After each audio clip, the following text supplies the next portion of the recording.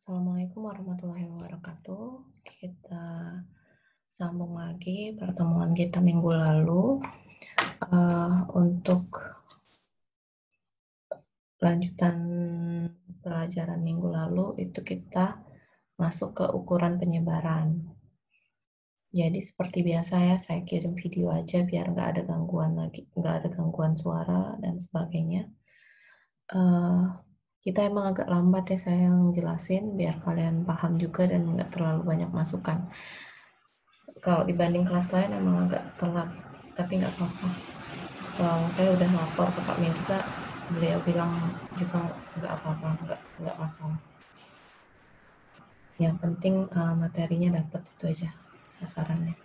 Oke, hari ini saya mau jelaskan tentang ukuran penyebaran. Jadi kalau kemarin pemusatan data, sekarang penyebaran. Jadi ini adalah suatu ukuran, baik parameter atau statistik untuk mengetahui seberapa besar penyimpangan data dengan nilai rata-rata hitungnya. Kemudian ukuran penyebaran membantu mengetahui sejauh mana nilai menyebar dari nilai tengahnya semakin kecil atau semakin besar. Jadi fungsi dari ukuran penyebaran ini untuk memastikan bahwa data menyebar dengan baik. Jadi ada penyimpangan atau enggak, nah itu diceknya melalui ukuran penyebaran ini. Oke, ukuran penyebaran data ini untuk mengetahui nilai rata-rata saja biasanya tidak cukup. Jadi bahkan salah interpretasi. Jadi kalau dari dua kelompok datanya diketahui sama rata-ratanya. Kalau kita cuma ngambil informasi ini, mungkin saja informasi yang kita dapat ini salah karena kita tidak tahu variasi data di dalam kelompok tersebut bagaimana. Oke.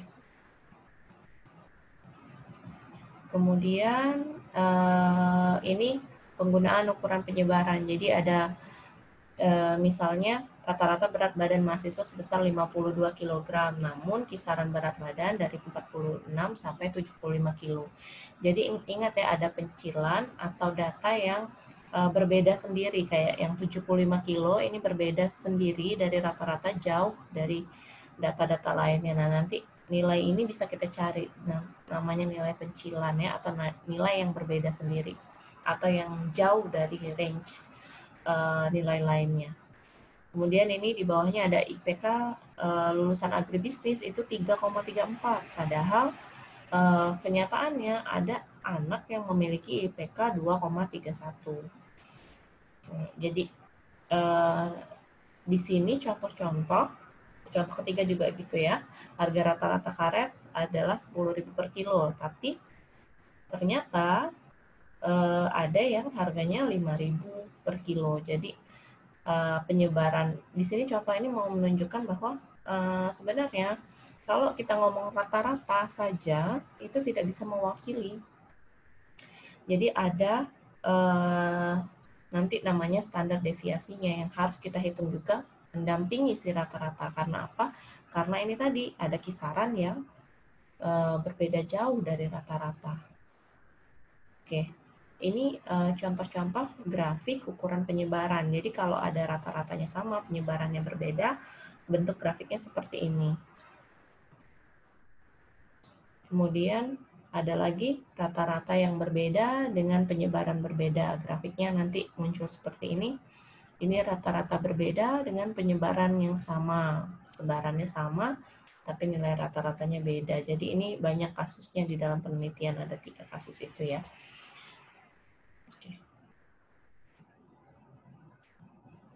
Sekarang untuk distribusi data, jadi ini sudah saya bahas kalau nggak salah di pertemuan 2 atau pertemuan kedua kalau nggak salah.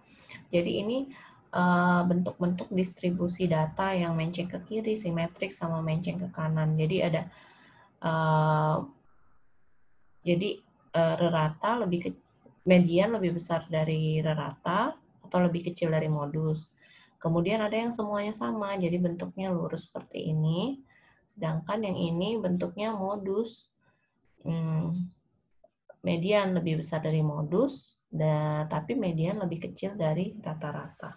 Jadi rata-ratanya di sini, ternyata mediannya ada di sini. Oke. Itu macam-macam data ya. Jadi ukuran penyebaran data ini ada berapa?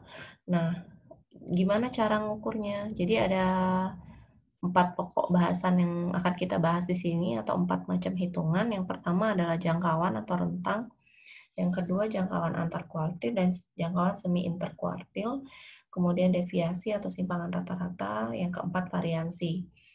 Jadi ini hitungannya macam-macam ya. Jadi untuk video ini saya bagi menjadi nanti ada 3 video. Yang 1, 2 ini 1 video. 3 1 video, 4 1 video, sama video pembukaan ini. Jadi semuanya ada total 4 video sama yang sekarang ya. Oke, lanjut ke contoh ya. Jadi ini yang saya bilang tadi, untuk apa sih sebenarnya kita belajar mencari ukuran penyebaran ini.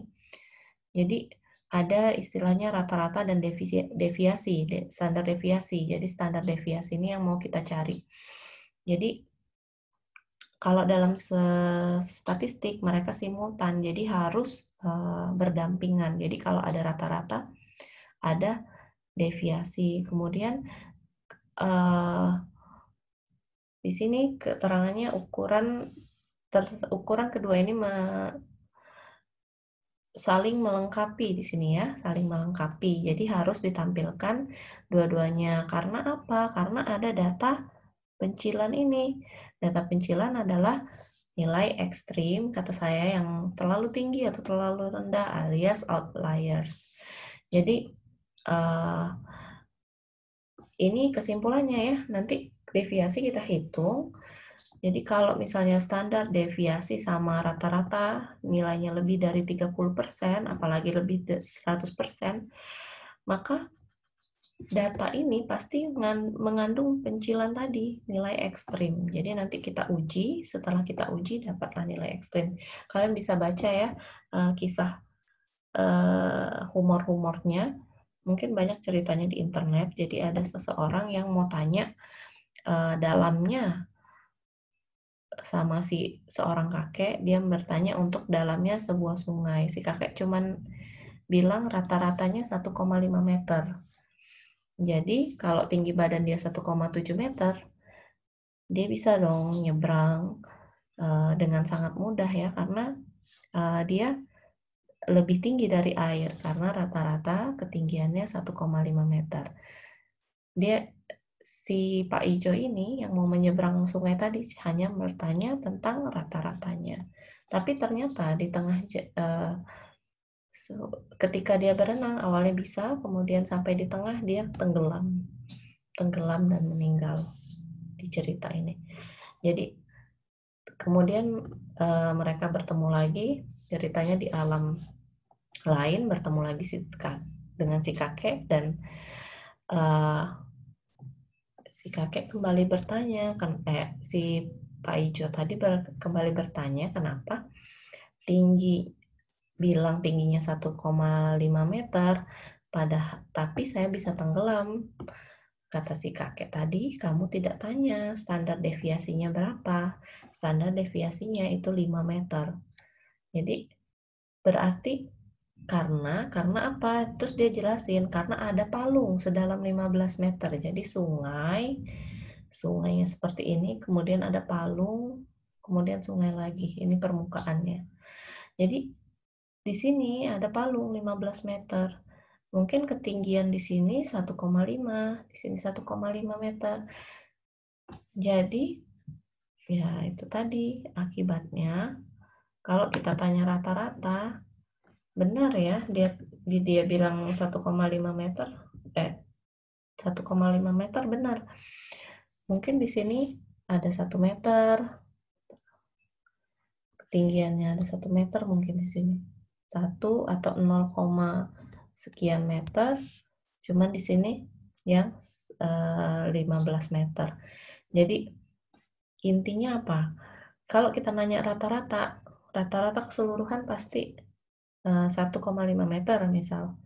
Tapi kenapa deviasinya lebih tinggi? Kalau standar deviasinya tinggi, itu dia bilang standar deviasinya 5 meter. Ini curiga dong. Jadi ini rata-ratanya 1,5 meter, tapi standar deviasinya lebih besar dari rata-ratanya. Artinya ada pencilan tadi, ada data yang berbeda dari keseluruhan data. Jadi kata dia ada palung 15 meter. Berarti sekali lagi setiap data kalau kita tidak ukur dengan seksama standar deviasinya bisa jadi ada data yang mengganggu di antara sekumpulan data tersebut. Jadi kalian bisa baca-baca ya sini. Oke, sekian dulu, nanti kita lanjut hitungan yang 4 hitungan tadi ya yang di atas yang ini. Oke, nanti kita bahas ini selanjutnya. Oke, terima kasih. Saya stop dulu.